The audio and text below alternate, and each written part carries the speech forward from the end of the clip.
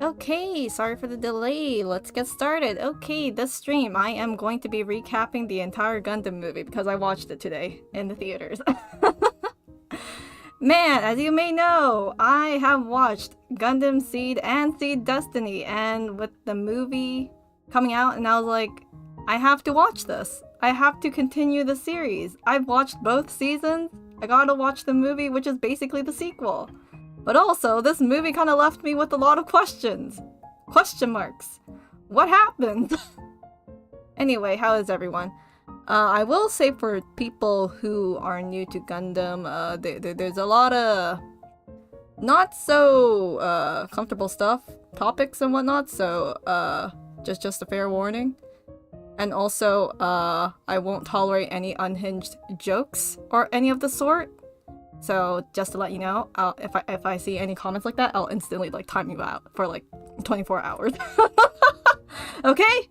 I will do it! I won't hesitate. I've already like reminded my mods and whatnot to look out for comments of the sort. So yeah.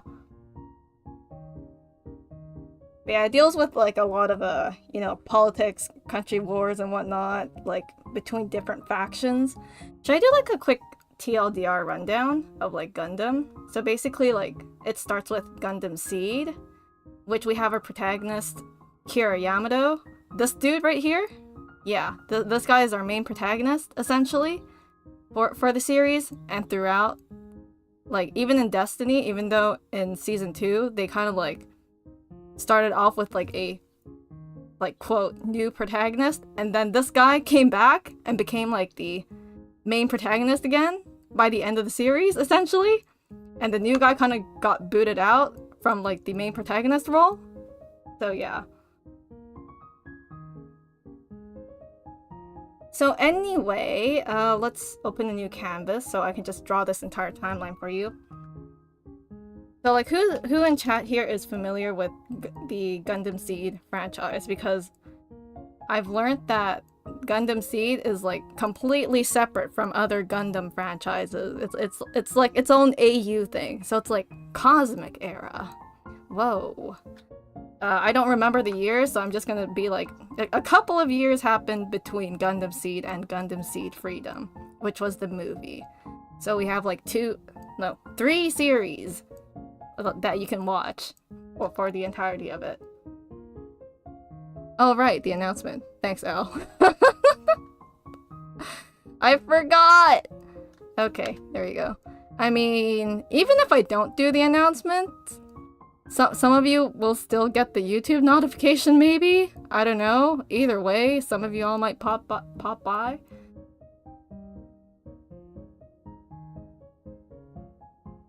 Okay, and then this one, 3,000 by 3,000 should be enough, maybe? Oh no, I kind of want a wider width. Let's do like 450. Or 500, sorry. 45. Hello, Seaborn? The boys in Gundam Wing are pretty. That's what I've been told too. The boys in Gundam Wing are pretty. Uh-oh, my tablet's not working. Sorry, technical difficulties already. Oh, right. You got a seed for Christmas or something like that, right? See what now? Completely forgot about that. But you haven't watched it yet. Ah, I see. Okay, so let me draw out the whole timeline here. So first we have Gundam. And also, I'm just gonna copy the word. Wait, not left access. Okay. Gundam Seed. I'm gonna copy paste. And then copy paste as well. Okay, there's 3 Gundam Seeds here, but this is the season 1. Oops. Season 1.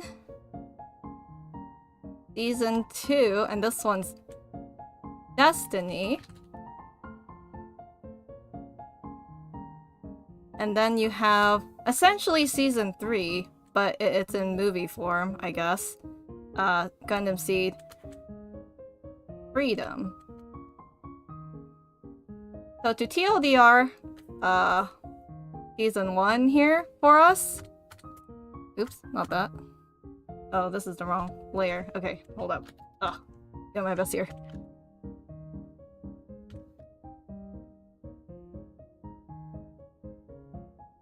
Okay, there we go.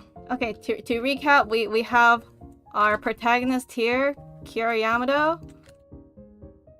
I'll do that. As our main protagonist, he just starts out as like a normal college dude. He's just hanging out with his friends, and then he gets into this like weird, I don't know, he gets dragged into this like whole mecha war thing between like the Earth people, and then you have the space people who are called like Zaft. I think some Gundam people are like familiar with it, right? So Earth people, we have like the naturals, who are basically humans. But then in this world, the cosmic era, we have like genetically modified humans who are called coordinators, right? Coordinators. Coordinators, right? So these guys have like, I don't know, buffed up genes or some sort. And they kind of have like beef going on between the two factions. By the way, Zaft colonies live up in space. Live in space, right? And of course, natural Earth people live on Earth, right? And then, like, beginning of the series, like, there's like tension between the two nations? Nations? Not countries? Factions? Yeah, until who was it? I forgot. I think there was like a some outside group called like Blue Cosmos. I'm just gonna call it BC for short, which was basically like I think they were anti like naturals, right? No. They weren't anti-naturals. They were anti-coordinators. Right. Okay, they were anti-coordinators. So they kind of pull some strings and break the tension and basically attack like the Zaft colonies in space, which look like giant hourglasses, right? So they like kind of wipe out like, what was it, 1 or 2? I think they wipe out one of the colonies. And then that ends up like triggering a whole chain of reactions, of events of like a war that happens between like everyone around. So yeah. And then the main protagonist here gets dragged into this whole mess, but he's kind of like under the Earth forces essentially at the beginning. Because like because he gets not recruited, but he gets invited by like this captain girl woman called like Moreau. Captain Moreau. She's a cool woman. I like her. Anyway, let's just draw the hat here. Yeah, okay, that's captain's hat. So that happens. So they like I don't know, fight on this like battleship thingy that looks like a trapezoid called the Archangel. I'm just gonna call it Arc. Arc ship. So they're working here, right? Yeah, so they work under the Earth forces for a while against the Zaft. Oh yeah, I forgot to mention a very important key detail. Of course you can't have only the protagonist, like what's the conflict gonna be? His best friend from childhood is with the Zaft forces. And they meet at the beginning of the series because Zaft dudes are kind of like stealing mobile suits. How do I draw mobile suits? Okay, I'm just gonna draw like these square boxes for like Gundams. Yay, okay, there we go. Gundams. So childhood friend here is called Atherin, right? Call him Person A. He's a cool dude. Cooler than Kira, in my opinion. So yeah, so they meet and they're like, gasp! Kira? Gasp! Atherin? And then music plays. And then the series kind of hits off from there. So the two kind of constantly like fight against each other throughout the series in Gundam Seed. And then like eventually Athrun kind of realizes like, oh shoot, the higher ups in Zaft are kind of crazy. Like actually crazy. And did you know Athrun, his dad, was like the leader of the Zaft colony or something like that, or the chairman? So he's like super radical. Athrun's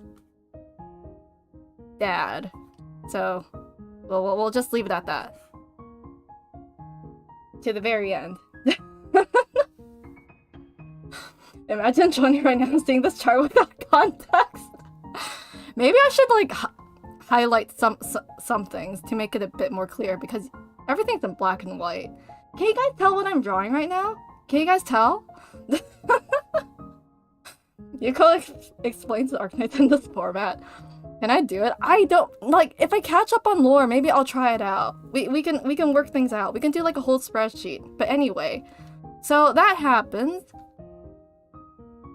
So constant wars everywhere. You know, when am I gonna get to freedom? But then again, I'm trying to pad out time for stream.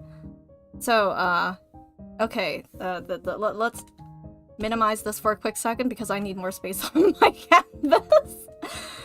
Okay, so that's like probably the first half of not first half, first couple of episodes of Gundam Seed.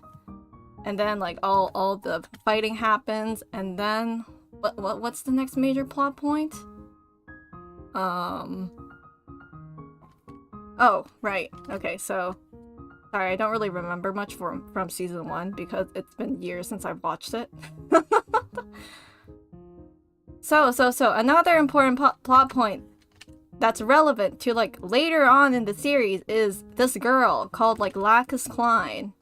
L. Let's call her L for short, and she has hair. So Lacus here is a very important person because she is the daughter of one of the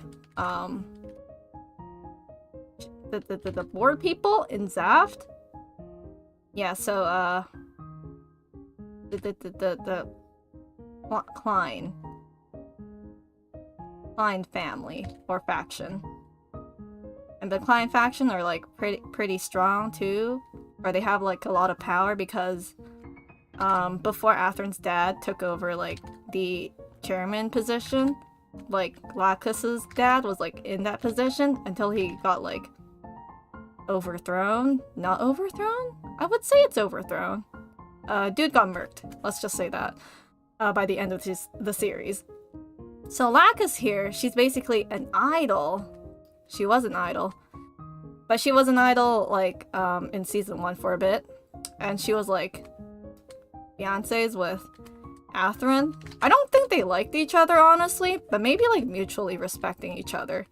But they were, like, politically engaged. So, yeah. As you can see in the thumbnail, that obviously it's not true. Something happens, but I'll get to that eventually.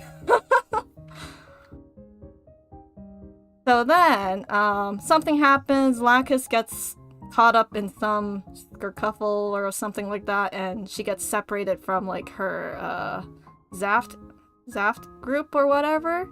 So let's just erase this diagram here, or just draw this somewhere else. And then Lacus somehow ends up meeting Kira. Or like she's like with the Earth Alliances now. Because they found her pod and they were like, oh, who is this? Oh no, it's that idol girl from Zaft.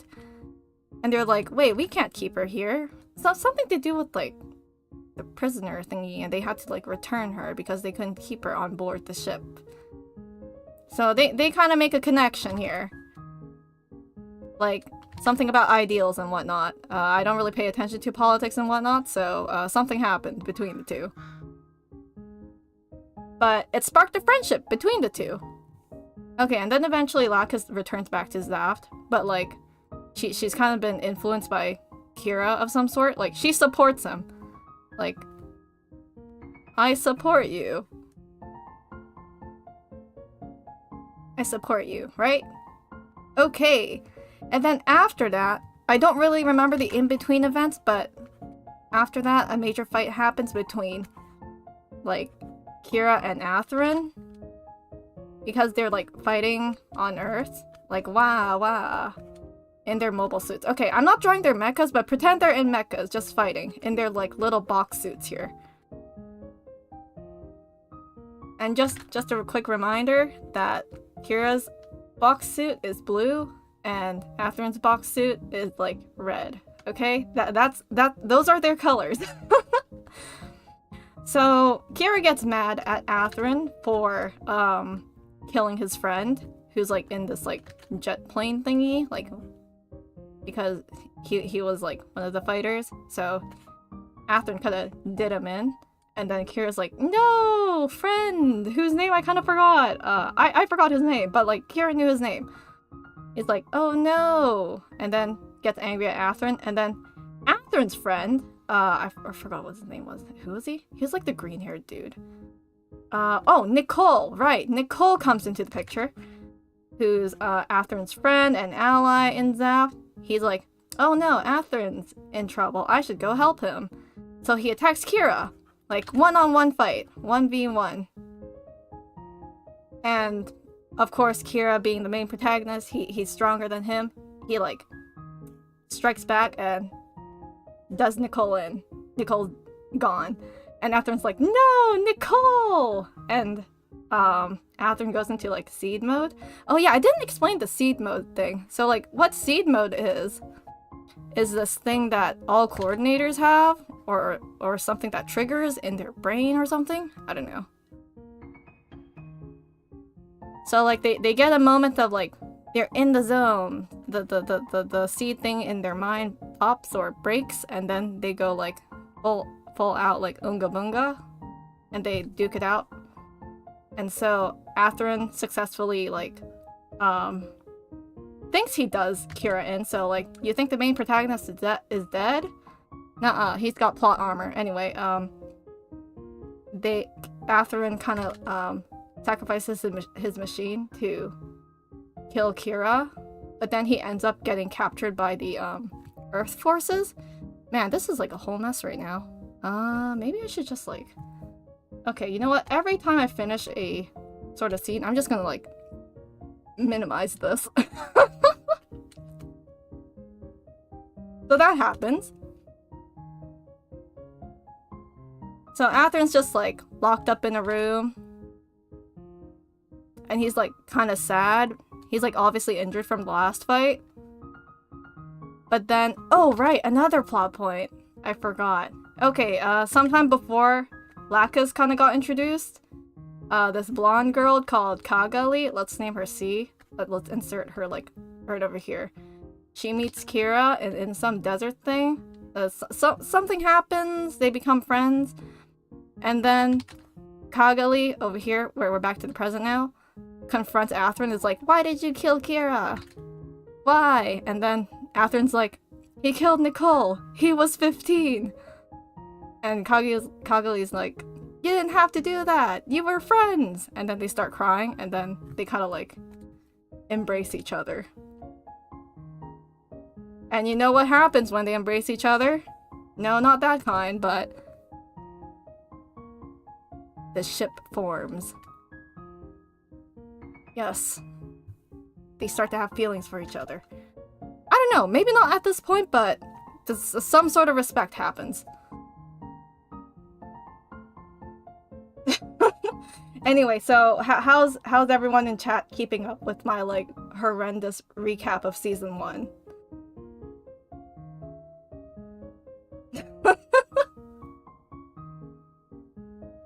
It seems like some of you are a bit confused, but that's okay. Okay, all the Yuuko notes in chat. Solid 15%. At least it's over 10%, Quill. I'm proud of you. Got lost a while ago? It's okay. You don't need to know all the plot points. You just need to know the main characters. You need to know Kira, Athrun, and Lacus. Maybe Kagali? Actually, Kagali is kind of irrelevant in, like, the movie, but, like, you gotta know her character and all that, okay? Yeah. rehashed. I'm just trying to speed things through so I can get to the Freedom movie. Anyway, this happens, right? So, oh yeah, I kind of forgot. Aside from Nicole, right? The guy who's like Atherin's comrade and friend, and the 15-year-old who died that for some reason Atherin just specifically mentions. Dude, that scene was just like, why? Why? But okay, sure. So there was another guy who got captured along with Atherin called Diarca? Yeah, Diarca, I think. Diarca. Huh? Anyway, his name is gonna be D because I don't remember his name. So he gets captured. I don't know why I'm mentioning this, but same thing. They're both prisoners in the Earth camp right now. Earth at the moment. But they're like, we can't keep them because of the rules. We gotta give them back. So eventually Atherin and Diarca kind of gets released. Actually, hold up. I think only Atherin gets released. Yeah, only Atherin gets released. I don't know what happened to this dude. But for some reason they keep him for like even longer on the Archangel. Okay, on to the next big event. So Earth forces are cooking up something really sus. Okay, I'll just do this like Earth faction here. Earth, right? Okay. Earth people, higher-ups are be like, we got something cooking up. Archangel, go to this specific location because all the Zaft forces are going to be attacking that one place. So go and be on the front lines and like hold back the lines. And Archangel crew is like, okay, boss, we'll do that. And just a quick reminder, Archangel group is like where Kira and friends are, like the main protagonist force. So they go to that one location, somewhere in some snowy region, and they like fight it out with like all the Zaft forces.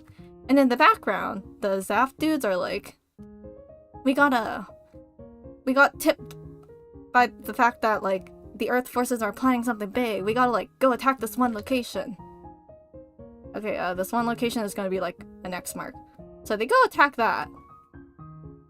But little did they know, the Earth people were like, since about 90% of like the Zaft forces are like in that area and their other base is like not as protected, so like 10% of the forces are like at the Zaft base on Earth. They're like, we can like kill two birds with one stone, sort of thing. So what they had planned was like this like weird bomb trap sort of thing that would like blast out energy in like a 10-kilometer radius or something. Like all mobile suits would just be like disintegrated. But like the Archangel didn't know that. And the Earth forces, what they had the Archangel do was basically like put up a fight to keep the Zaft forces in this one area. So that happened. Archangel kind of realized almost too late, but they managed to get it out in time. And then what happened? And then everyone goes to space. Yeah, everyone goes to space afterwards. Unfortunately for Zaft, they did wipe out most of their forces, and they're like, oh shoot, the Earth dudes got us. Oh no. Okay, so then I think at this point, the series is in its like final stretch. Oh, I don't even know what I'm doing right now. Okay, let's just minimize everything here. Okay, there we go. Let's just move that over here.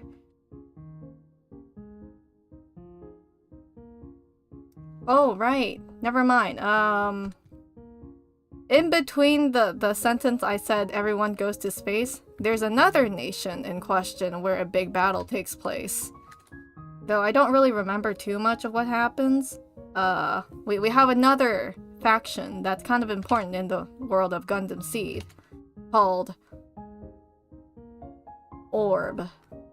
Okay, and Orb is basically like a neutral country, neutral nation. Neutral. They're like, we don't want to fight, guys. Can we be nice? Can we just not fight? like, fighting is bad. And, Kagali is kind of like the princess of the nation because of her dad. So she's part of Orb. And something about Kagali's dad. I'll do that. Doing something that he shouldn't have done, and that kind of instigated, like, some, I don't know, protest? Not protest? Or some confusion, like, misunderstanding between, like, him and his daughter. Because that's why Kagali was kind of appearing in, like, the beginning of the series. Something about some weapon war trade or, like, machinery being made from Orb and being used in, like, other foreign countries or something like that. I'm doing my best here, Weiss. Was there 50 episodes? Yeah, I think there were 50 episodes in Gundam Seed Season 1. Oh gosh. Yeah, there were 50 episodes in the series, in this season alone. Or was it 51? It was like 50 or 51.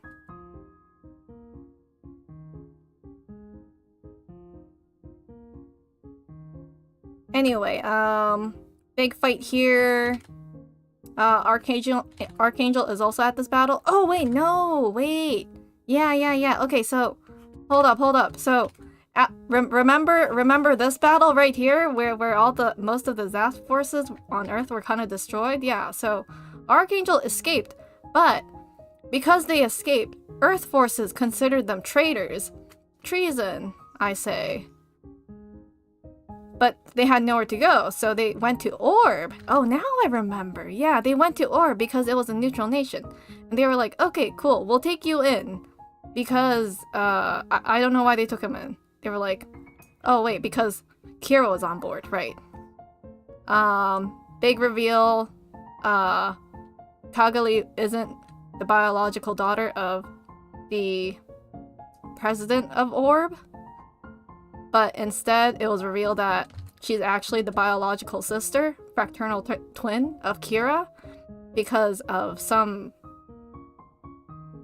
genetic human experimentation sort of thing going on. So, like, I didn't mention this before because I kind of forgot. Kira is a coordinator. Yes, coordinator in the Earth camp. He didn't know, though. Actually, did he know? No, he did know. Yeah, someone told him that he was a coordinator. But Kagali is a natural. She's a human. Because originally, actually, I don't really need to get back into this backstory of these two just yet. It doesn't come up in this arc here. Anyway, Archangel kind of fights and protects Orb from the Earth forces, I think. They're kind of trying to get at Orb to be on their side. Earth is like, fight with us and Zaft, or else we will attack your nation and consider you like hostile enemies on Earth. And Orb's like, no, we won't let you have the thing. All right. Orb had this like rocket launcher thingy that launches like rockets up into space. Not rockets, but more so like spacecraft. This was like the technology of the century. So with this platform, they could easily like shoot up things, materials, and whatnot into space. So Earth forces kind of wanted that. But then Orb was like, no, I don't want you to be using our rockets to be like, for the war, so the president dude's like, you know what? I'm gonna blow it up. Break this thing. But in the end, he ended up like blowing up like a portion of Orb along with himself, but then his daughter Kagali kind of like escaped because she was technically the last hope of Orb. But then at that very last moment, he like gave the photo of like the reveal of that revealed that her and Kira were like related. Yeah. So that happened. Oh, welcome to thank you for the membership, Killer Queen. Or joining tier 2? Okay. Anyway, I haven't been looking at chat because I've been like trying to recap this non-stop, but hello.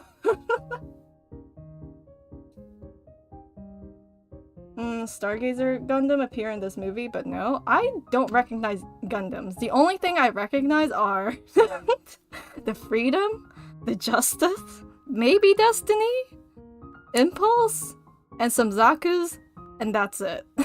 That's it. Okay, yeah, so the whole orb situation kind of settles down. Archangel group is like still well and alive, but they go up into space because that's where the next battle takes place. And Kagali is also in space. Like, Kagali and friends, well, let's do like orb spaceship in another trapezoid. But we do like orb ship. They're like a bit tinier in comparison to the Archangel, but like they have some ammunition here and there. It's okay. So they both go up into space. Yeah, for the next battle, because Earth has something cooking up there. And Zaft is like, we don't like that. We don't like that. Or was it Earth? No, I think it was Zaft that had something cooking up. Sorry, ignore me. I'm completely wrong. Anyway, where's this whole mess here? I need to make this a bit smaller.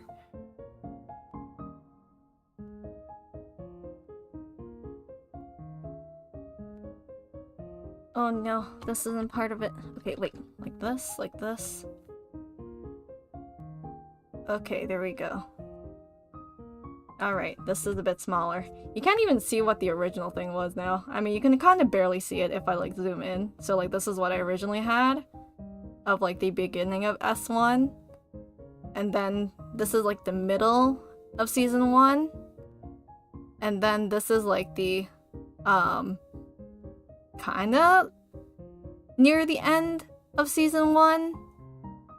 And then here's the end of season 1. Okay, so basically, Zaft cooked up this, like, super weapon thing, right? So Zaft, I don't even know where this thing is. Is it? Or was it Zaft, or was it Earth that made the super weapon? Anyway, well, one of the big groups made the super weapon called the, it was this round-looking thing, and there was this, like, triangle thing in the middle. What was it called again? Oh, right. Yeah, the Requiem. Yeah, it was called the Requiem. The Requiem is basically like a giant laser beam that does a lot of damage, and there's like... it goes in a straight line. Yeah. Sorry, I'm thinking of season 2, but that's a completely different thing. So Requiem. I think it's called the Requiem, unless that's like season 2 terminology thing. Anyway, it's like a giant beam thingy that's like really bad. And either Zaft or Earth was like, we're gonna use it on you, or so do as we tell you to. But then the other side's like, no, we won't. We'll keep fighting. And then like, yeah, everyone keeps on fighting in space. Until like Archangel and friends, these group, used to come by and be like, "Oh no, we won't let you. We won't let you." So they're basically like, "No fighting. That's bad." Though at this point, I kind of don't remember what it took to like stop the fighting itself. Like, of course, they like destroyed this like big bad thing at the end. Oh yeah, in the process, Kira kind of gets a new mobile suit. Sorry, I kind of forgot to mention, like, during the fight between Kira and Athrun, they kind of just, what? Right. So Kira's, like, out of commission. Everyone thought he was dead, but then he comes back with, like, a new mobile suit. So a new square suit. And guess who gave him that? Lacus did. Lacus stole the suit for him. And was like, here you go. You can have it. For your cause. And Kira's like, thank you so much. I barely even know you. But thanks. So he takes that and I think he joins back at the orb battle. Yeah, he drops down from space. And then from then on he kind of joins in the battle with this one here. Oh yeah, and also in this battle, Athrun kind of realizes how how bad of a person his own dad is. He tries to talk no jutsu him out of it, but like the dude's kind of like far gone. He's like way past that point. He can't be talked with reason.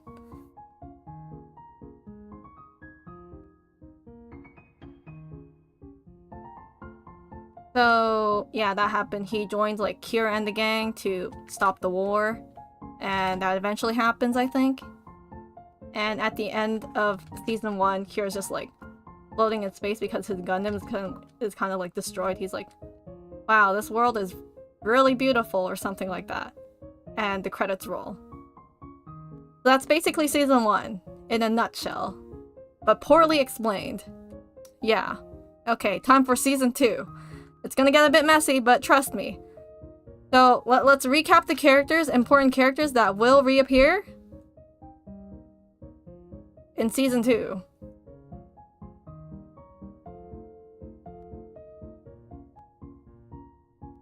In Destiny. So in Destiny, we have our main protagonist coming back. So remember Kira, and remember Athrun, and remember Kagali, and remember Lacus, okay? These are our important main protagonists. Well, the side characters are pretty cool too. Oh shoot, I forgot to mention one person, the cool dude from season 1. Okay, so like, at some point in this area here, or like, this area here? I don't know, no. At the beginning of the series, like this area here, sorry. There's gonna be like another line here. So there's this like cool guy called like Mu LaFlaga, right? Called Mu. He's a cool guy. He's like, I'll make the impossible possible sort of guy. Right? Okay, so he does some cool things. He's like MVP. He's like a commander too, I think? I don't know. Anyway, stuff happens. Not much of a big role, kind of a big role. But at the end of the series, something sad happens to my dude, Mu LaFlaga. Like, the Requiem was it the Requiem? No. It was like a battle between like the Archangel and some other trapezoid-looking ship called the, what was it, the Dominion? I don't know. Call it D for now. So they were just like duking it out. Archangel Captain Moreau was fighting against like an ex-comrade who was forced to like command this ship. I don't know her name. I forgot her name, but she's pretty cool too. They're like, oh, we have to fight each other. Oh no! So they duke it out, and then the enemy ship gets a point to like fire a shot, and like the Archangel couldn't dodge in time. But then Mu comes in with his ship and takes the hit for the Archangel, and he basically disintegrates. And when I say he disintegrates, that's in italics. Remember that. So he perishes. And if you didn't know already, Mu and Moreau were basically like lovers. They liked each other. They had a future with each other. So she was heartbroken when he literally died in front of her eyes, like took the shot for her. So then that gave her the chance to like shoot back at her friend, like won't hesitate anymore. So that ship is out of the question. Okay, so this guy is like supposedly killed in action. Okay, back to season 2. Right. Okay, season 2. Remember how I mentioned that like season 2 started off weird? Like the whole cast here, well, not the whole cast here. Kira is gone, Lacus is gone, so you don't see them until like way later. But we see Athrun and Kagali because those two are like, oh, in a relationship. Kind of. I don't know if it's like established. No, they are. They have like a relationship ring. Anyway, introducing a new protagonist to the scene called Shin, who was basically a Zaft soldier who just recently graduated with his friend, what was it, Luna Maria? Let's name this one Lou because we don't want to mix that up with Lacus. Luna Maria, her sister Mayrin, I think, and his like BFF, not really BFF, but like they eventually become BFFs, Ray. So they're all like freshly graduated cadets or something. I don't know the terminology. And they join the Minerva, which is like another Zaft Force spaceship thingy, which was like super important supposedly. So let's call this one Min, which was commanded by like Captain Gladys, I think? Yeah, Captain Gladys. She's a cool girl. She's a cool woman. So she's captain. Here's the captain's cap. So they're all on board. But then like first day on board, something bad happens. History repeats. We have this like outside force like coming into the area to like steal some mobile suits. Like Gundams, like 3 of them. At the same time, they're just like, ooh, free suits, let's take them. And I think they're part of the Earth Forces too? Yeah, they're part of the Earth Forces, but like no one knows like who they are at first. So they steal some mobile suits because like Zaft mobile suits have like the high technology, like the latest ones. So they're like, we want some of that for research as well for our mobile suits. So they take it, and then like they duke it out and fight. And at this point, like Kagami and Athrun kind of get involved, and of course Athrun kind of like joins the battle too, just to like protect his bae in like a mobile suit. But I think it was a Zaku, so I'll draw like a roundish head and like this. Like that. Okay, there we go. And the Zaku is just like that. He beats like, almost beats one of them, or like stands his ground. Until like everyone retreats away, they're like, oh no, we're out of time. So they run away with the mobile suits. And then, what? Right. They kind of like join the Minerva for their trip for a bit. Because, you know, Athrun wasn't really supposed to grab one of the suits, but, you know, it was for self-defense.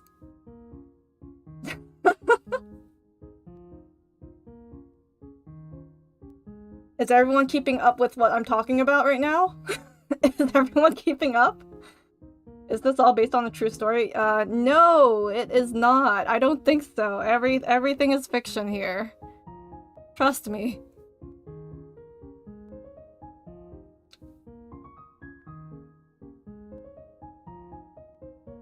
Okay, I love that confident attitude you have there, Zaxu. Okay, let's minimize this for a quick second. Oh wait, I want the title thing to be separate. Oh, here we go. At this point, I don't really remember what exactly happens afterwards. Oh yeah, we get like a quick cut to like, what, Kira by himself at the beach or something like that.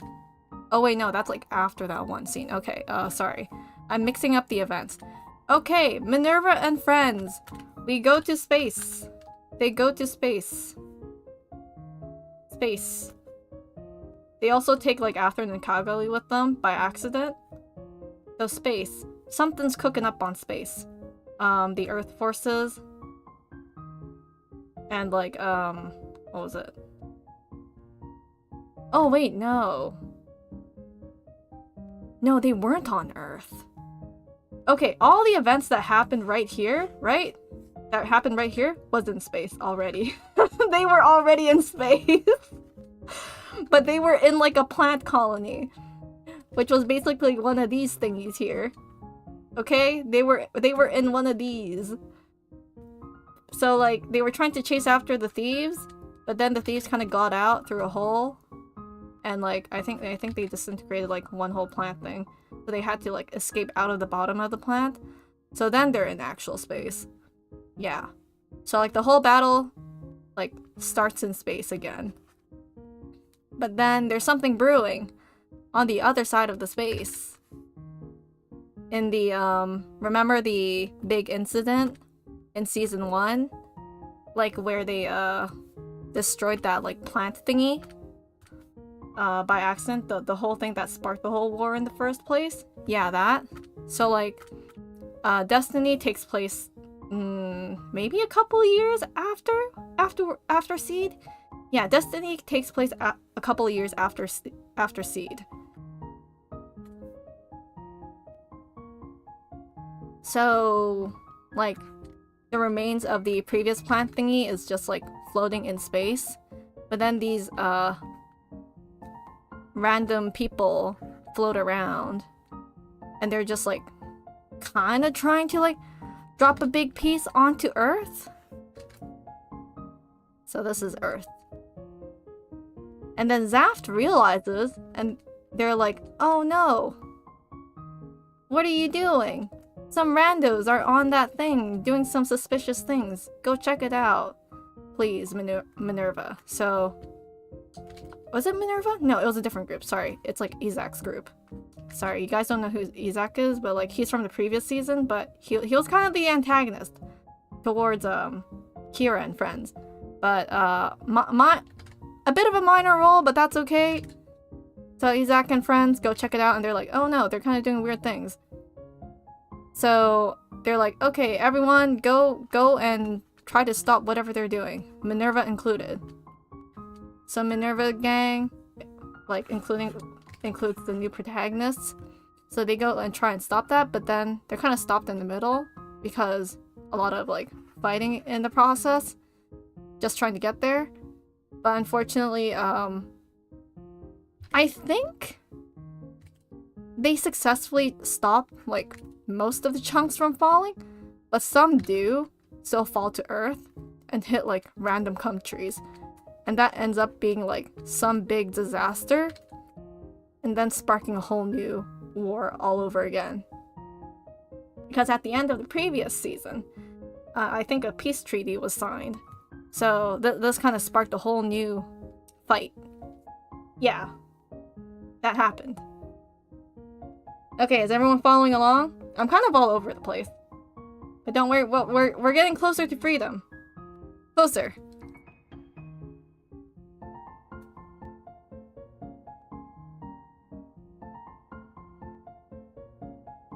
Okay, next up, right. Next up is like, we finally get a scene of Kira on Earth, and he sees this piece of like the giant rubble from space falling from the sky into the ocean and whatnot. Don't worry, he's not too close to the point of impact, so he's definitely not affected at all. Oh wait, no, he is. But like, he's just standing there by the beach, just watching, like, what is going on? And then meanwhile, Lacus and like other people that they were living with like Moreau and this other like cool guy who lost his arm, were kind of like evacuating people. Oh yeah, they were like running an orphanage too. They were like evacuating the kids. So they were doing that. And then eventually he kind of like joins them.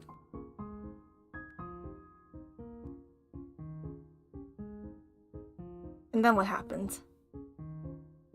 The assassination thing happens? No, that's like before the Julius event. Nah, okay. Okay, either before or after this event, Lacus was kind of like targeted in some assassination. Because in season 2, her and Kira basically went into hiding. Yeah. And they like each other. Relationships. So, some unknown force sent people to assassinate her. And then they realized, oh wait, they were coordinators who were sent to assassinate her. So they were like, Zaft? Zaft was responsible for this? Question mark? Question mark? So that left some questions, and the episode kind of moved on from there. And didn't really answer the question until way later. Okay, cutting off from our old protagonist, we move back to the new gang here. So there's a new chairman in town, called Durandal. Durandal. He has luscious hair. I don't know why I need to point that out, but anyway, he basically is top dog in Zaft. After his dad kind of died. Like, I don't think it's only him, or maybe it was some other dude. I don't know, but like, he's well respected, and he's got some ambitions. We think that he's like the good guy, but then eventually he reveals his like true colors of like some secret plan. Anyway, he takes notice of like Shin and kind of recruits him into like his plans and whatnot. Oh yeah, he knows Ray because Ray kind of looks up to him. And then what happens? Oh right, Durandal. He shows up with like another Lacus Klein. Let's name this one Lacus, but parentheses F. We immediately know this is a fake because just then the real Lacus was with Kira, who was almost killed. So we're like, who is she? Imposter among us? Oomst? So Durandal has like Lacus as his like, what was it? Mouthpiece, I think? Because everyone looks up to Lacus in the coordinator community. So he has her like do some speeches and whatnot, idol concerts just to boost up morale. And yeah. And then what happens? Yeah, okay, so I don't really remember much, but I do know that Minerva is sent to places to fight all over the place. And then there was this like big battle that happened between, what was it? The Zaft and Orb, I think? Question mark? Orb as a nation? Yeah. Orb was rebuilt because of Kagali, but something happened, so Zaft and Orb are fighting, unless I'm completely wrong, and it's actually the Earth Alliance. So they're fighting, but then all of a sudden, the Archangel appears, along with Kira. And they're like, no fighting, no fighting. So they just like hit Minerva, don't really hit Orb because Kira's sister is there. They're like, stop attacking Orb. That's bad. Along with Kira. He also attacks like Shin and friends because they're also attacking Orb as well. So he doesn't like that. And then they kind of force the Zaft forces to retreat, I think? Not really. Like, the battle's over, and then they just leave and say nothing else. Like, they just popped in and then popped out. Then Minerva people are like, what's their problem? Why'd they attack us? They made the situation worse. And also, one of our allies died. But yeah, I completely forgot about the trio from the beginning of the series. Yeah, they're pretty active throughout this entire timeline, which I have not mentioned them in at all. Like, actually, I kind of forgot about them. Anyway, they were in this battle too, fighting against Minerva. And I guess Orb as well. Yeah, I think they were trying to attack them. And then they were attacking these ones too. So it's kind of like, oh, Orb is attacking. Oh, we're gonna attack you back. Sort of situation. Anyway, that happened. Let's just do this for... Make this a bit smaller. Okay, there we go.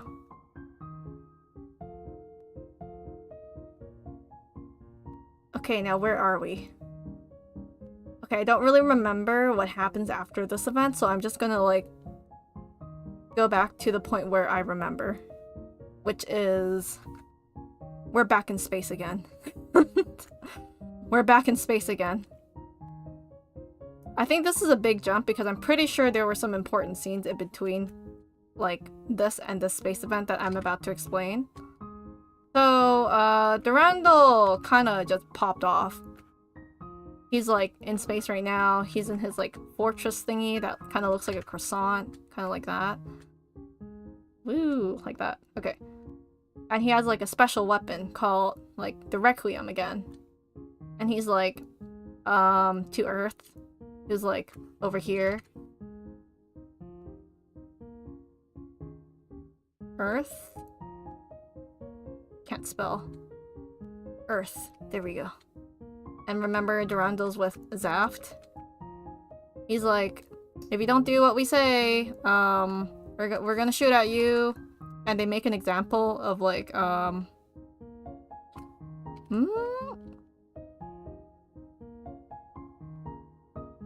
Oh wait, no, it wasn't.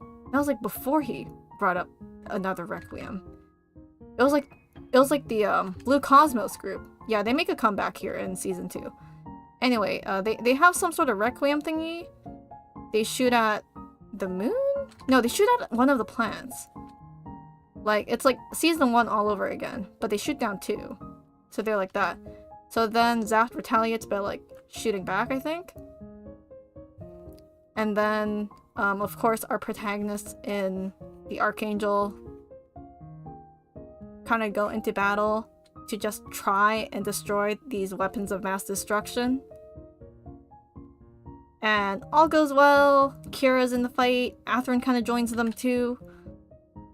Because Athrun was originally in Zaft, but then he kind of betrayed them again by joining Archangel.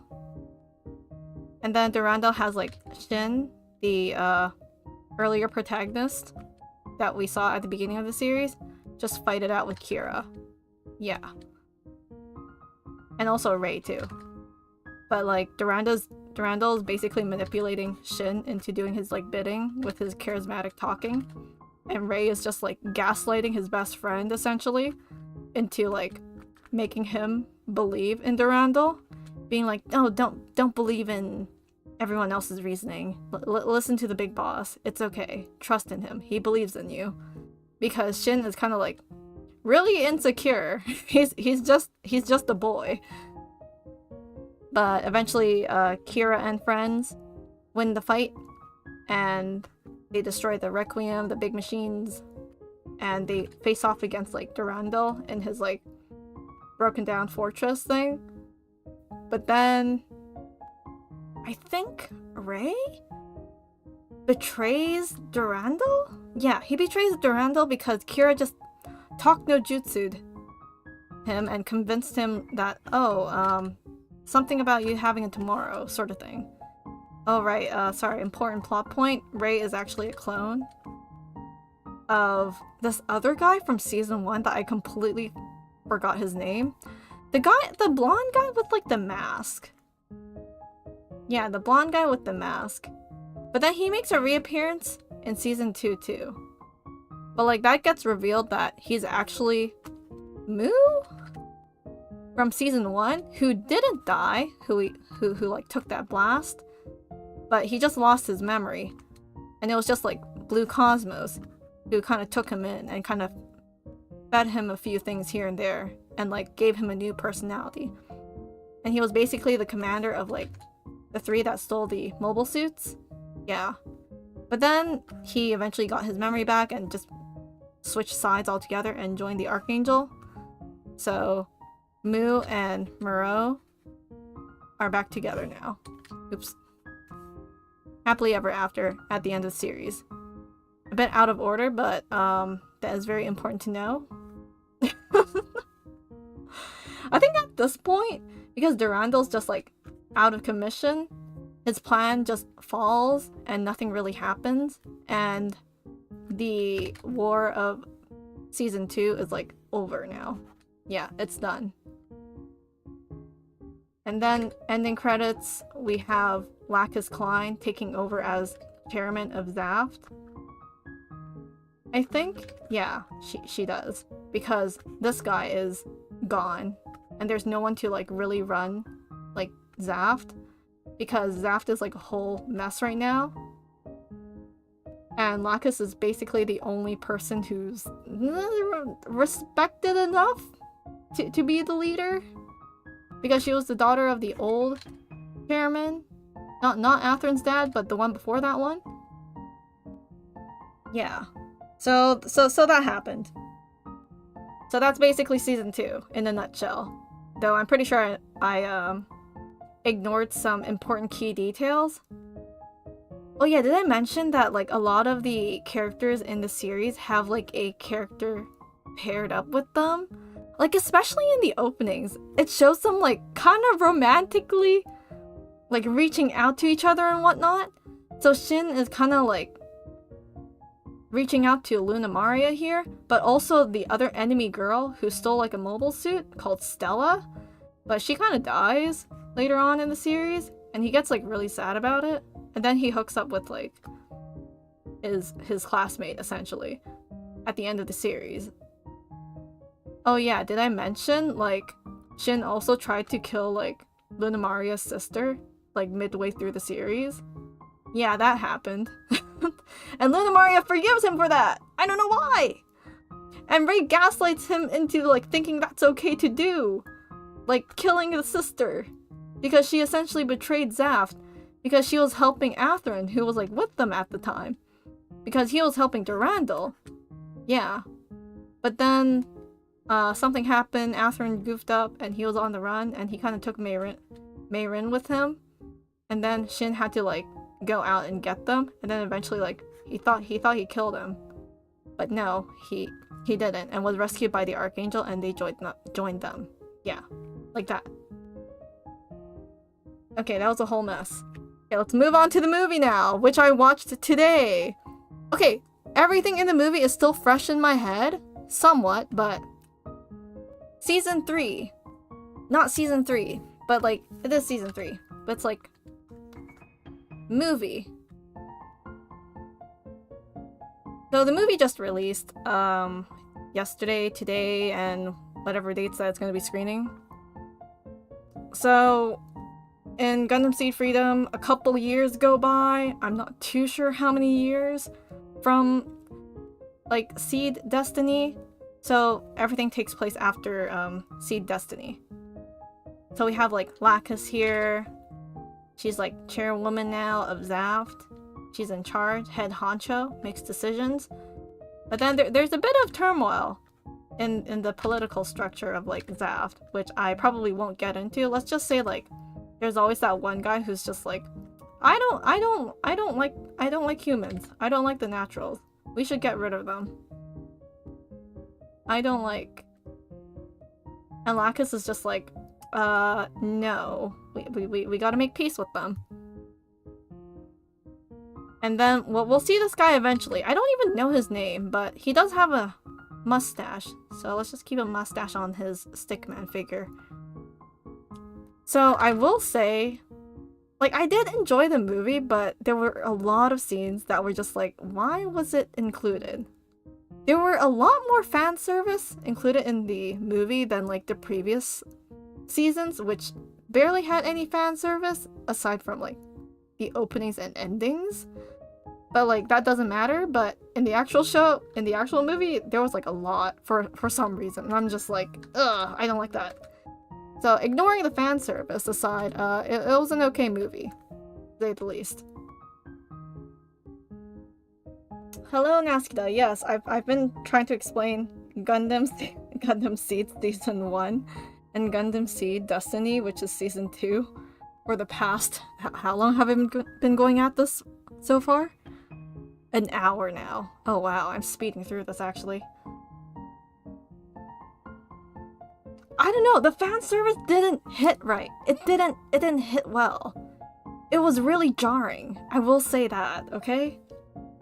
Oh yeah, and every lady got like an upgrade. Like, this was very prominent in the movie. For some reason, I don't know why the art director decided to do this, but they gave every female character who had lipsticks, like, big lips. Or like, it kind of looked like, I don't know. So, the lip would be like this, right? Like that. But then the coloring would kind of just be, I don't know. Like, kind of bit small here, and then like super big like this. Like that. Oh, I should have colored this in the layer under. But like that. So, it was kind of annoying to look at in my opinion. And I didn't like it. Anyway, that's just a nitpick from me.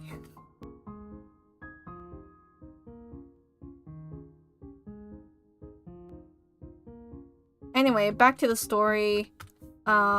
We have some tension between Lacus and Kira because at this point in the series, it's established that the two like each other. They're basically in a relationship. They live in the same household, but like, of course, there's still like battles and wars going on all around on Earth, and Kira's like part of Lacus's like Lacus and the Orbs faction, which they called themselves. Was it the Foundation? I don't know. It was like a group where it was like a peace group where they go out and try to stop like any battles that happen on Earth or something like that. Unless the Foundation was the other group that I'm gonna get into, but I could be completely wrong. I don't remember faction names all too well. Anyway, back to Lacus and Kira. So they like each other, but like as of lately, it hasn't been going too well because Kira's been like too busy doing his job as a commander, just trying to like make the world a better place for Lacus, like a more peaceful place by going into battle to stop more battles. But then Lacus is like, I kind of want to spend more time with you, Kira, but well, she doesn't really say that outright. She's just like, oh, I understand. You do your best, Kira. But then that tension kind of like just strains them both, honestly. And it goes on for a while. This is like another trope that I don't like in series. Between characters that already have established relationships. Like, why? Why is this even happening? Like, why? Anyway, so there's this nation, like there's this group in Eurasia, the Queen or something, that invites Lacus over to, you know, defend them from the bordering nation from attacking or something. But then, the dude, I forgot his name. I don't even know the new people's name. The guy with the blonde hair. I don't know his name. Oh, no. He was the prime minister. Yeah, he was the prime minister, dude. His name started with an O. I'm just gonna do that. Yeah. So he's like super suave and he's like towards Lacus like, oh, I'm your destined one. You should ditch Kira for me. Like throughout the entirety of like their stay in this new nation while they're on like a political mission sort of thing, treaty protection, I don't know. And Lacus is just like confused because this guy somehow has like mind magic to like hypnotize her or something. At first I didn't really know what it was, and I was like, no, you know, maybe he has some sort of power. But apparently all his buddies in that nation that like fights with him has that power too. And I'm just like, okay, so maybe this isn't a one-time thing for one dude. Everyone has it. It's a common thing. So Lacus gets bamboozled. Her relationship with Kira's still straining. Also because he sees Lacus like dancing and talking with this dude. And he's like having an inner turmoil of some sort. He's like, I'm not good enough for her.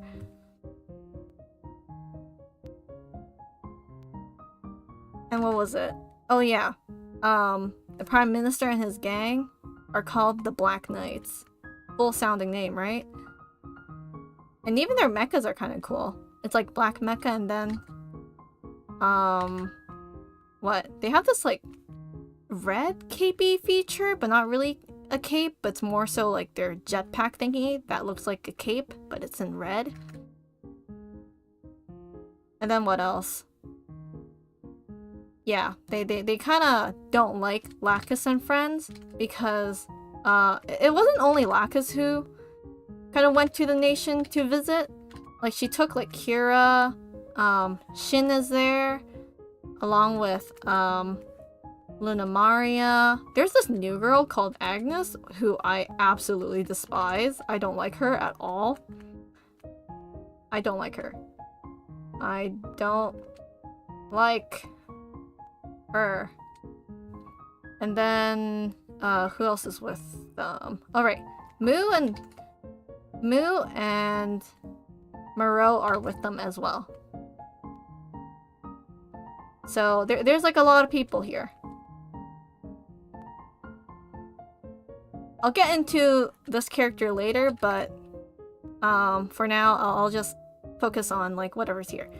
So these guys, they kind of like taunt the other group, like the other soldiers, who are basically like these four? Yeah, these four. And Shin is just like, oh, you know what? I'll take up the challenge, but he loses pretty badly because he doesn't know how to use a sword, and everyone in the Black Knights know how to use a sword. And we'll get back into this. And then the dude that fights him is like, you're weak, and Shin is just like, damn, I can't really say anything to that.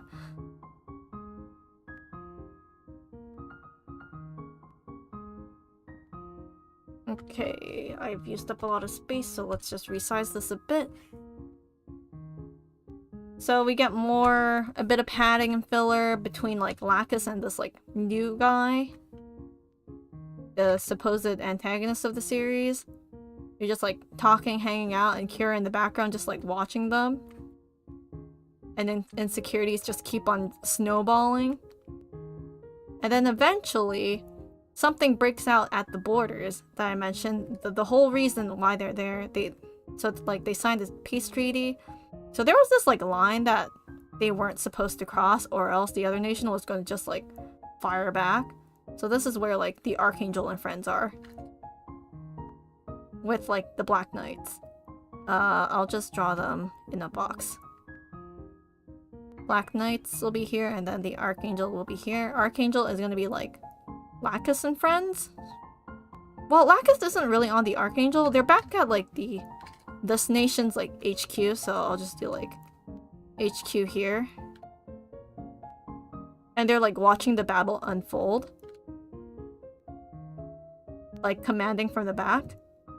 So Archangel is like kind of fighting over here, and the Black Knights are kind of just like stationed behind here, doing whatever, like as emergency backup. But then something happens. One of the Black Knights dudes, whose name is like Shura, I think, yeah, kind of hypnotizes Kira into thinking that the enemy that he's supposed to be looking for is like over here, but he's actually across the border. So Kira makes like a beeline towards the line that he's not supposed to cross. And everyone who's witnessing the scene is like, what the heck? What are you doing, Kira? Come back here. You're crossing the line. And then the other side, the other nation is like, why is the freedom? Why is the freedom coming to our side? Hello? What happened to our treaty? Stop this at once. So then they're like, all right, we gotta fire back now. He's a hostile now. And then this guy, the suave guy, is like, so what are you gonna do, Lacus? Your lover boy kind of just disobeyed orders and just crossed the line. Then I think like he kind of hypnotizes her or gaslights her into agreeing to like shoot down Kira, which is a big mistake on her part, honestly. So Kira is past the border, and everyone is just out for him. In a bad way. He's over here.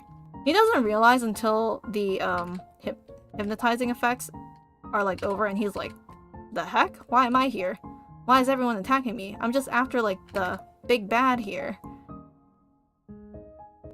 But then Shin and the rest, who are also in battle, everyone here, they kind of try to go and help Kira? Yeah, they try to go help Kira. Like, Shin is the first one to go try and help. But then everyone gets absolutely decimated by, like, the Black Knight group that has, like, what, five members or something? There were, like, a lot of them. Basically, one person to duke it out with everyone in the cast. Oh, yeah. And then here's another reason why I don't like this girl. Let's get into this. So Agnes, right? So apparently Agnes is like also a classmate to Shin and Mayrin and Luna Maria. But like she went to like a different place, like the moon or something like that. But then she got assigned to like the same squad in this movie. But like she's a real this word, which I won't say, and you guys shouldn't say it in chat or else you're gonna get timed out. But anyway, she's that type of person. So over the course of the movie, she's been trying to hit on Kira despite knowing that he's in a relationship with Lacus for some reason. She was also like making fun of Shin and Luna Maria's relationship for some reason, and like bragging to Luna Maria about things, which was like, why? And also gross. So more drama kind of sparks because in one scene, Agnes tries to like advance on Kira, like try to kiss him, but he's like pushing her away. He's like, what the heck are you doing? This is out of line. What the heck are you doing? But then Lacus happened to be like around the corner. She was just about to bring some snacks for Kira to eat because he was kind of like working. But then she kind of witnessed the scene and she had to like run away. And that's when Kira kind of confronted the prime minister dude, the one with the golden luxurious hair. And he's like, you don't deserve her. You don't deserve Lacus because you're weak. You can't give her peace. Only I can. I'm the chosen one. And attacks Kira and his insecurities, and he can't really say anything back because like he's like, oh shoot, he's right. I can't give Lacus anything. And of course, Lacus, if you know her character, she doesn't really care about all that. So, yeah. So that's a thing. So is everyone still following? Or still kind of confused? Because I honestly don't know where I am right now.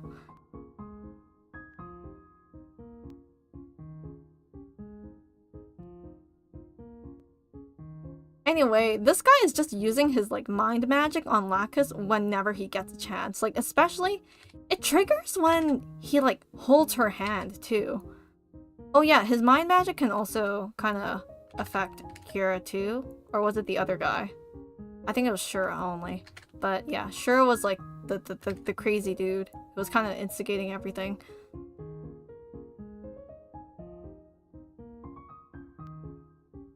Yeah, some sort of mind magic. Anyway, what was it? Where are we? Yeah, getting back to Agnes because it's kind of related to this whole turf war thing going on in this corner. So Agnes, she does her thing because Kira rejected her, right? She goes off running to the enemy camp, like the Black Knight camp, and meets up with like a dude named Shura, who's kind of like a suave dude, who's like, only the strong are respected or something. The strong are beautiful. And then she's like, am I beautiful? Do you want me? Or something like that. And he's like, you're beautiful. I want you. Or something like that. And then they hug. Okay, so that happens.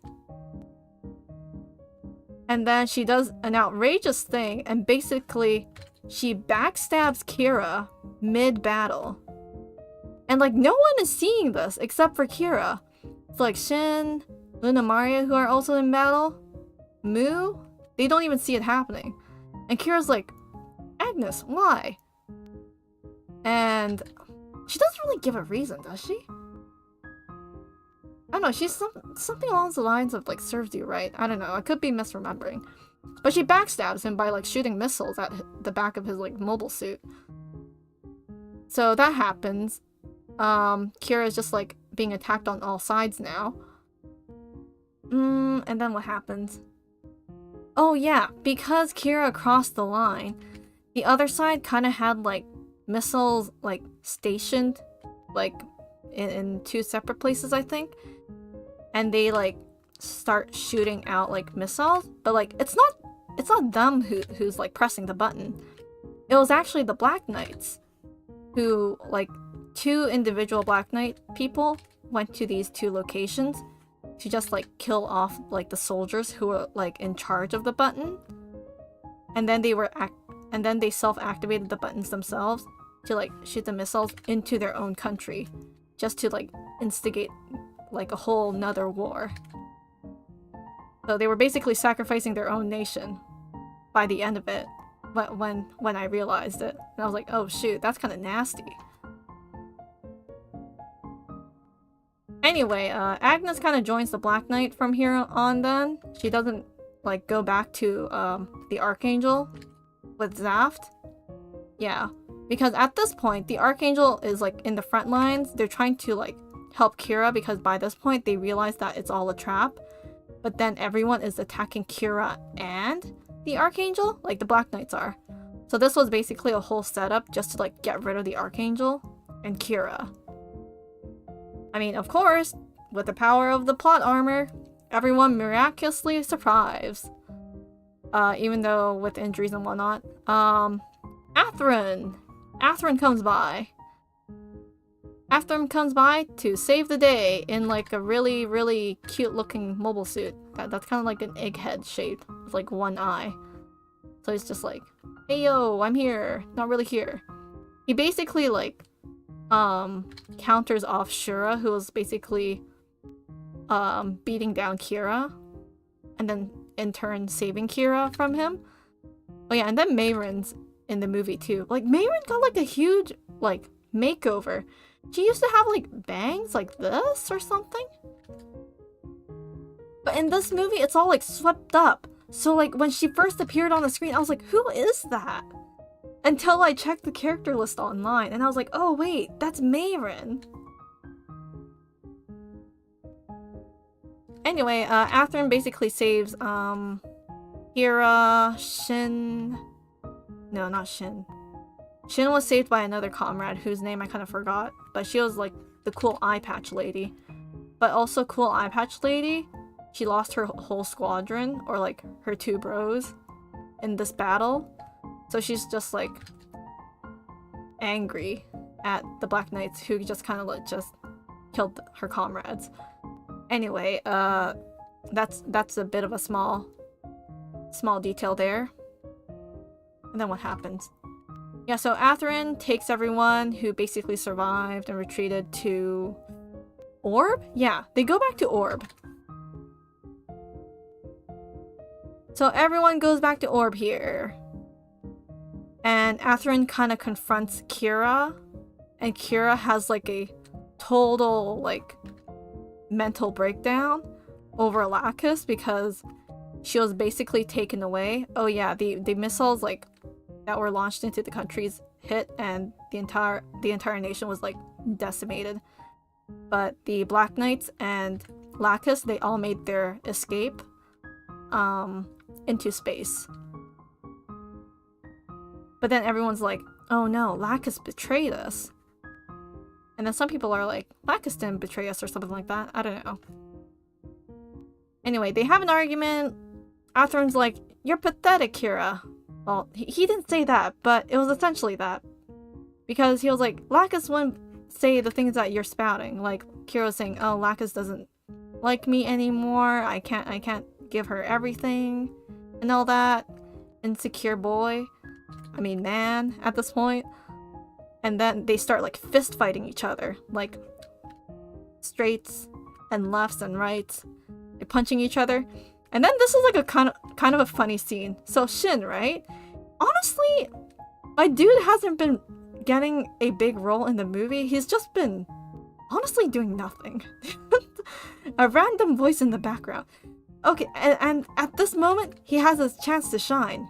He's like, okay guys, stop fighting. This is wrong. You shouldn't be fighting each other. But then he gets punched by the both of them. Like, he gets involved. He's basically treated like a punching bag at this point. In this entire movie. He's basically the punching bag. I feel bad for Shin. He just wants to do something. And then, like, comrade friend, eye patch lady is like, hey yo, calm down. Let them fight. Let them fight each other. Don't bother with them. And then after a few punches here and there, Kira comes to a realization that, oh, maybe Lacus still likes me, and it doesn't really matter about whether I have to, like, just do everything by myself. I have my friends. Because Kira said the line of, like, Only I can do everything because I'm strong and everyone else is weaker than me. And yeah, Athrun, of course, punches him for that. Anyway, so they kind of tried to make up a plan to rescue Lacus from the hands of the Black Knights. Because they're in space right now. Yeah? Yeah.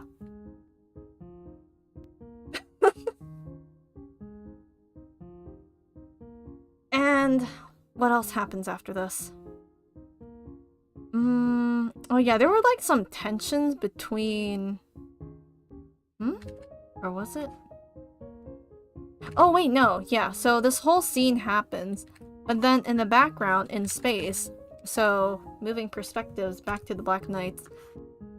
So this whole thing was like instigated, honestly, by the Black Knight people and their nation. Also, this isn't together, hold up. What? Oh. Okay. Yeah, so it was all instigated by the Black Knight Nation. And because their country was attacked, they had an excuse to be like, oh, we're gonna attack the country that attacked our nation. So they're up in space, and lo and behold, they have a Requiem, the big mass destruction weapon. Like, I don't know how they keep mass producing these, but like every other year, I assume they finish making one. Because when it was revealed, everyone was like, what? Another Requiem? We thought we destroyed it like a few years ago. Nope, it's back, baby. So they shoot off the Requiem again at like that country and basically decimate it as like a warning. So they're like, because we're gonna use this and try to bully everyone into our command. We are the new rulers of this world because we are a better race than everyone else. And at this point, it's revealed that everyone in the Black Knights were basically a different type of genetically modified humans. They're not humans. Nuh-uh, they're not naturals. They're not coordinators. They're not that. They're not that. They're called Accords. And Accords have this like mind magic power sort of thing where they can like telepathically talk to each other. They think themselves higher than coordinators and higher than naturals, of course. So the dude who was kind of just trying to convince Lacus to be with him is like, I'm the ruler, dude. I'm gonna rule the world and guide everyone to a bright future. Based on, if you remember, Durandal from season 2, he had this plan called Destiny Plan, which was essentially like your future will be determined by your genes or something. And basically, they were gonna do that, essentially. Like, if the Destiny Plan was put into motion, they had the Accords to basically, what was it? Look over that plan and rule over everyone under the Destiny Plan. So they created this dude, and also, big reveal, Lacus was the other individual who was created for that exact plan from that same lab. And Lacus didn't know herself, but she was just as shocked when it was revealed. And that's why it was kind of like, why they had that instant connection when they first met. Because of the mind magic. So I'm like, is Lacus a coordinator? Because in previous seasons, it was established that she was a coordinator. And now in this movie, it's like kind of insinuating that she's an Accord? So I'm just kind of confused about that plot point there. Maybe she is an Accord. So that happens. So Lacus is still in the hands of the Black Knights, in their fortress, just stuck there. She can't leave. But don't worry, Jesus Kira Yamato is back in action. He's way happier. He's like, I'm gonna go save my girl. like solo. So he kind of goes with like a small group to the fortress to save Lacus, and they successfully do it. And he also gets a new mobile suit near the end because he was using his... what was it? No, he was using a new freedom because the old freedom got demolished in like this whole battle here in this one. And the new freedom suit was like from Orb because Kagali's deceased dad was like, I have some extras. And for whatever reason, the technician was like, oh, you can use them. We were never going to use them in the first place, but in this scenario, sure, why not? We'll let you borrow them.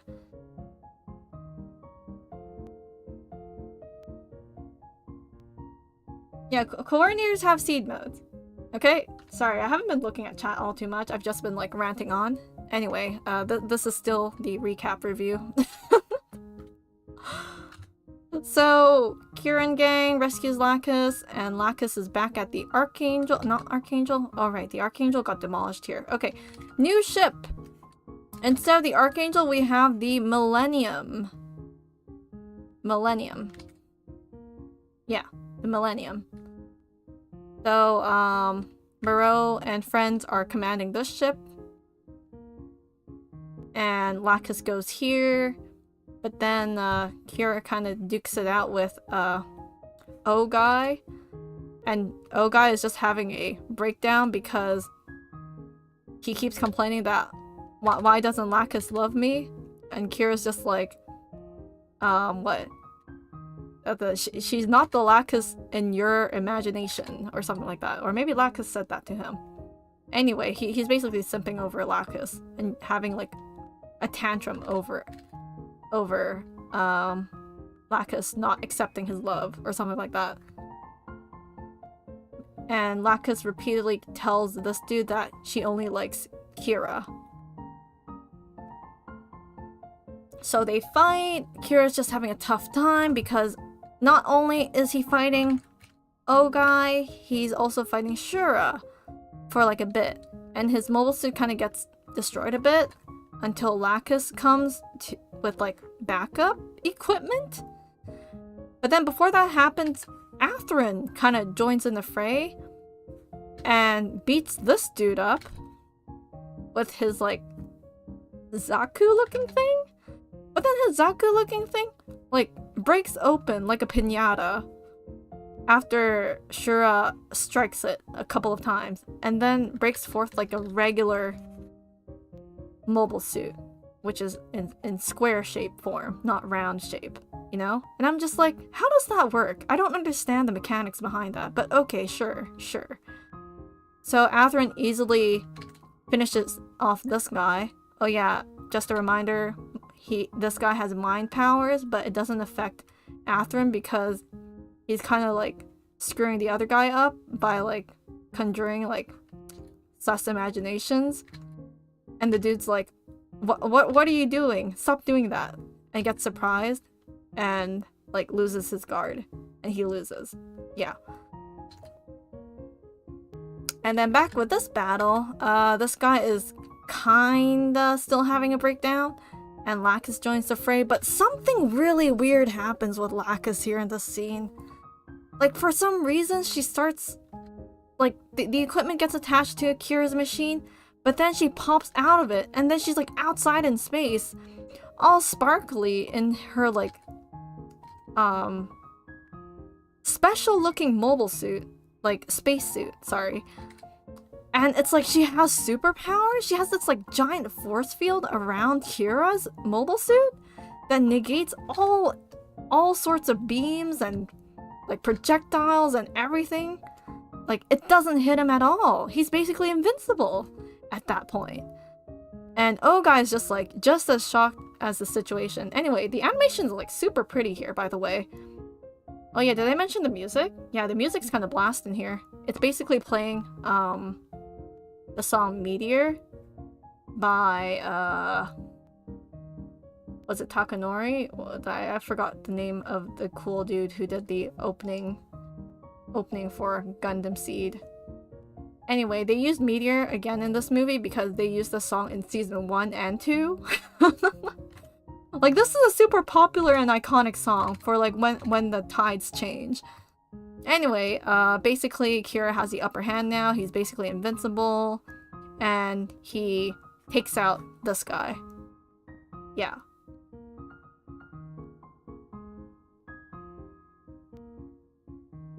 So that happens. And then all is well. The battle is over. Also, Kira and Lacus are like somehow back on Earth. I don't know why they're back on Earth though. But, okay, listen. Like, I don't know why they did this, but at the end of the movie, for some reason, Lacus and Kira are just like, how should I say this? Full commando. Full commando. They ditch their spacesuits. They're on the beach and they're looking at each other lovingly. And they just stare off into the distance. And I'm just like, are we really ending it off with this? And then the credits roll. And I'm just like, are we really ending it with this? Yeah, the movie basically didn't close up any loose ends whatsoever. Oh yeah, can we get back to Agnes for a quick second? Sorry. I just had to mention the ending of the movie because it was so ridiculous to me, and I couldn't even believe that it ended with that. So Agnes! So in the space battle, like while Kira was fighting guy, right? Prime Minister guy? Agnes was fighting Luna Maria, who was Shin's girlfriend. Shin, yeah, they were in a relationship with each other. And then Agnes is like, you're really dating that guy? So this entire time she didn't really believe that Luna Maria was actually dating Shin because she liked him. And then Luna Maria's just like, yeah, I liked him. And then Luna Maria starts like spouting questions like, oh, why do you keep going after guys with girlfriends? And then stuck up Agnes is like, why can't I? They should love me because I'm pretty. And then that whole conversation bounces back and forth. Like, this girl is a broken record. She says the same thing over and over again. Repeating. Until Luna Maria gets the upper hand and just kind of like knocks her down and disables her mobile suit.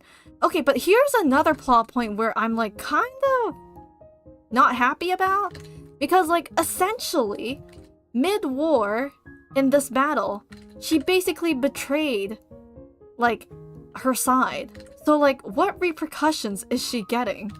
Because I think that's a serious offense for like switching to the enemy camp and also attacking your own commander, backstabbing him for like the enemy dude.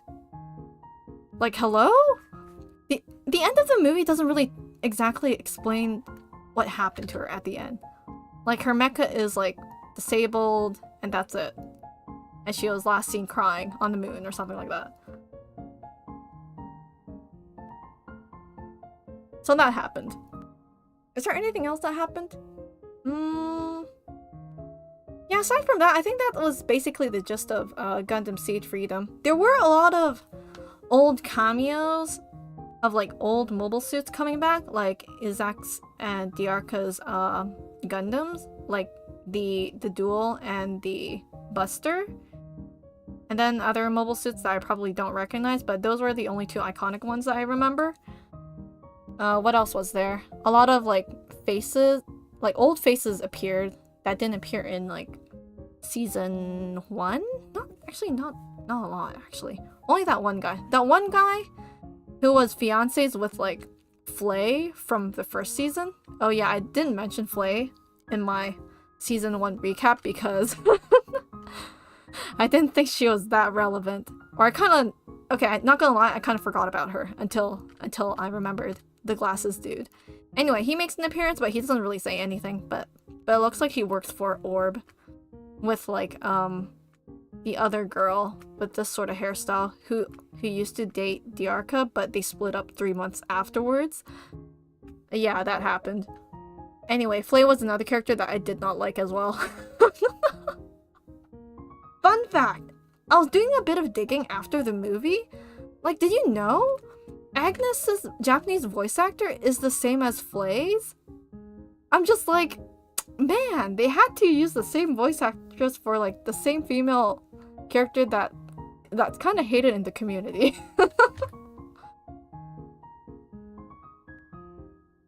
Yeah, I really enjoyed seeing all the characters pop back on screen.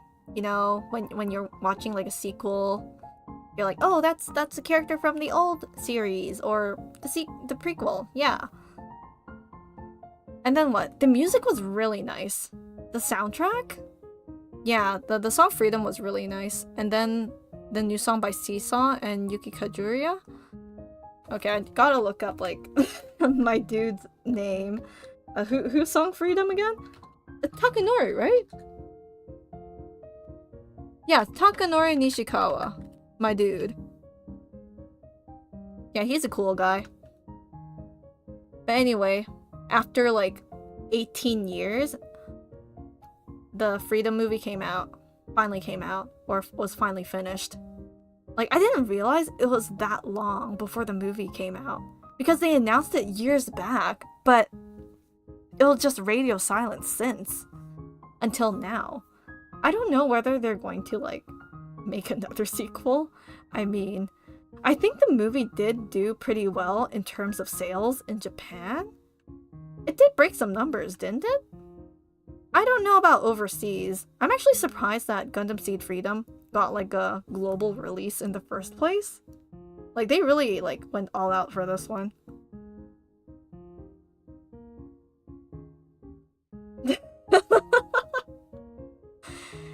Anyway, so let's do a quick note thing. Here is my review. Review verdict.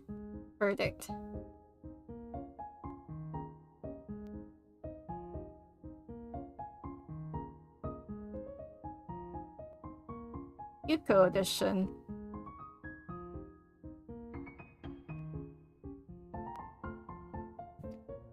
Okay, so I don't want to write this. Actually, maybe I should just write this. Did I like the movie? Yes. I liked the movie.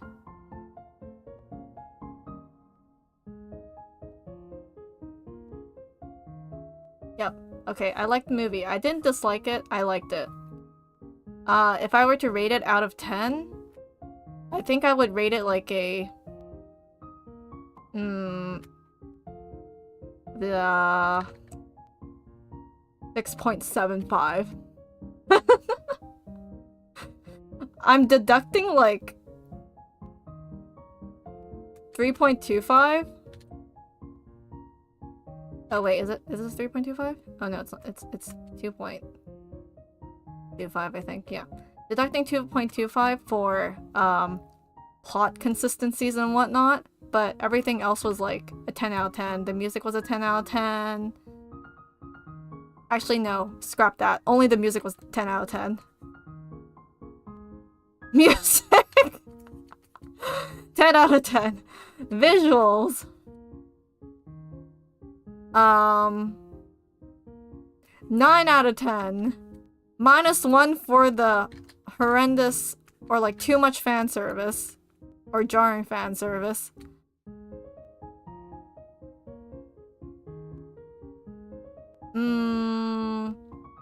Should you watch the movie?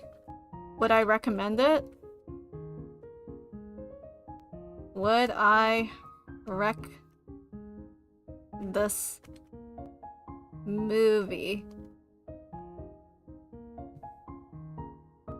If you enjoyed season 1 and 2.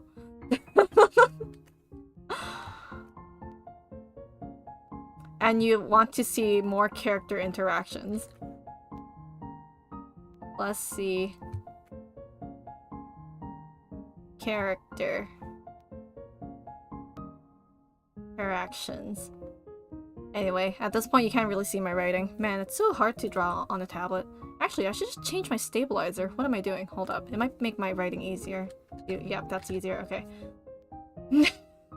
Wait, it's 3.25? Hold up. I was right the first time. I was doubting my math. Okay, there we go.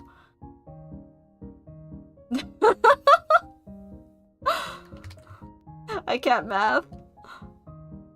But yeah, what else is there to nitpick or say about this movie? Do I want a sequel? Yes? Please? To, like, you know, answer all the questions after what happened in Freedom. Please. I can't see my screen. Okay, I'm just gonna write it here because I literally can't see that portion of my screen. Fill out the plot holes. There we go. But then again, now that I think about it, like, I don't think I can see an end to Gundam Seed at all. Like, I don't think anything is gonna end peacefully in this series. There's probably gonna be another war of some sort, and then some sort of relationship drama happens between, like, new characters and then old characters. And then the ending will end up being, like, the end of Season 1, or the end of, like, Freedom, where it just ends off being, like, kind of super vague and weird. Like, I feel like it would have been fine if it just ended at Season 2, like Gundam Seed Destiny, where they just kind of left it off with, like, Lacus walking into, like, the Zaft conference room about to, I don't know, hold a conference and whatnot. You know, I'm the type of person who just wants to see the daily life of characters. I don't want to see any action. I just want to see already established relationship interactions, you know?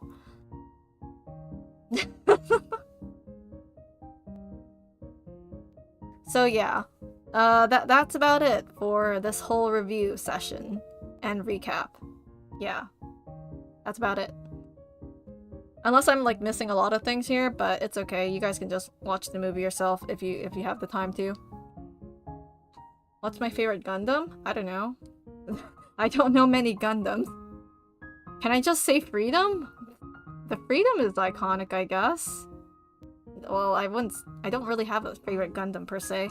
Unless you mean Gundam series, Lucci. How many cookies out of 10? 5. 5 cookies out of 10. Yeah, a lot of series I watch, like, sometimes I'm just like, can I get more moments of character interaction? Instead of, like, you know, the characters going through the whole plot of the story. Like, it would be nice to have some spin-offs, but rarely do you get spin-offs for series at all. Anyway, I am not going to save this file because, man, this is a whole mess. Like, look at this! What did I draw? If I enlarge it, now that I have, like, room. Oh, whoop. Hold up. Here we go. Yeah, even looking at my own diagrams and drawings, I'm just like, what have I drawn? What have I drawn here? I don't understand. What is this mess here? I can't even read my own writing. Yeah, so that was Season 1 recap. And this is Season 2, which is... Would you say Season 2 is a bit more messier than Season 1 here? I think it is. Yeah, I think it's a bit more messier. And then you have the Freedom movie that I, drew. It's not as bad, I think, as Season 2 recap. If you were to show this to someone who hasn't seen Gundam at all, I think you would confuse them. I think this would be, like, a bad video to show them, guys. Like, actually.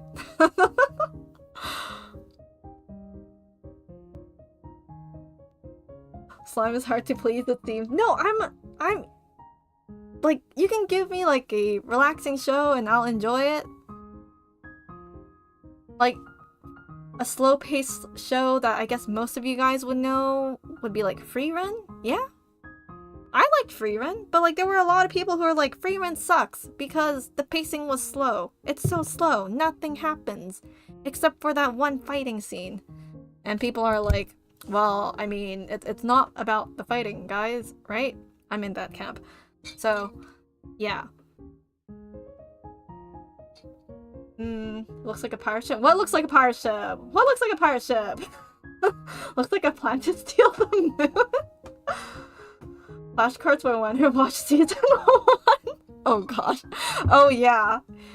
Wait, did I actually... Now that I think about it, I essentially spoiled season 1 for you, and season 2, and the movie for you. Say what now, didn't I? I would be a horrible critic. I'm just like... If I enjoy it, I enjoy it. If I don't like it, I don't like it. There will be some, like, nitpicks here and there, but aside from that... Like, I don't think there's, like, any movies that I've watched where I just, like, outright hated it. I don't think there is. I don't watch that many movies either. I swear we've been through this, guys. I'm not a normie.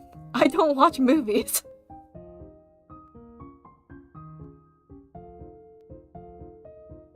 Anyway, feel free to look back on this VOD and take a look at this finalized flowchart of season 1. And you can look at it after you finish watching Gundam Seed. Say what now?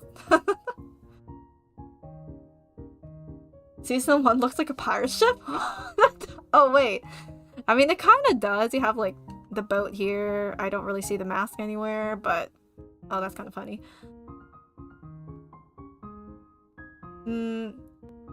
Yeah, flashy fights. Gundam has a lot of flashy fights, so if you're into action, maybe you'll like Gundam. But there is a lot of like political things here and there.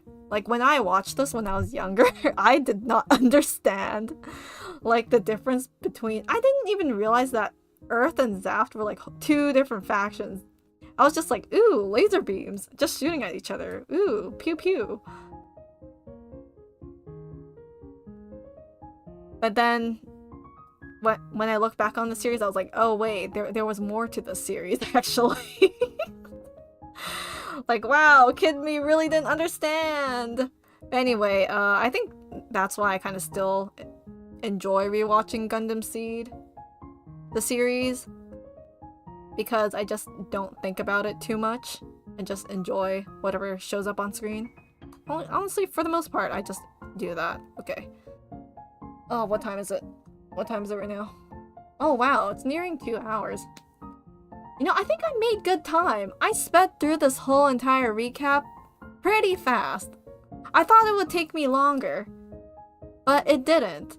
But also, I think that could be counted towards the fact that I kinda skipped over like a lot of things, I'm pretty sure.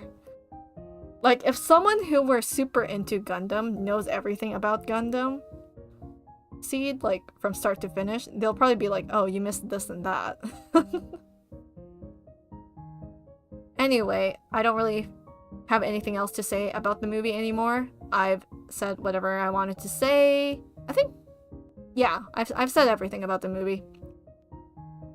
I've already said everything about the distaste for the fan service that I saw in the movie. Music was great.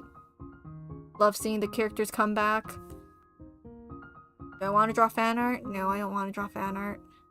It's only like 9 o'clock right now. I usually don't end stream this early, but I kind of do.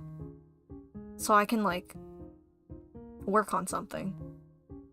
Because I really need to get this animation thingy done. Or like, do I even want to continue this animation thingy? It's for Arknights. You know what? I'll do that. I'm gonna commit. I'm gonna see what I can cook up. I just need at least 30 seconds of it. Okay, I'm ending stream now, guys. It's over. It's over now. Okay. Take care! More movie reviews? Aw, man. I don't watch movies that often. No movies catch my attention. Anyway, if there is another movie that catches my attention, I will do another movie review, I guess. Oh, right! Big news. My Arknights merch stuff is coming tomorrow, supposedly, according to the delivery service. So, maybe I'll record, like, a unboxing video tomorrow. So, maybe I'll be busy with that. No stream tomorrow, taking a break. And on Friday, thanks to Crunchy, they bribed me, like, light suggestion, and I got the game Hades. So, See you on Friday for that game. Okay, bye. Bye, bye, bye, bye, bye, bye, bye, bye, bye.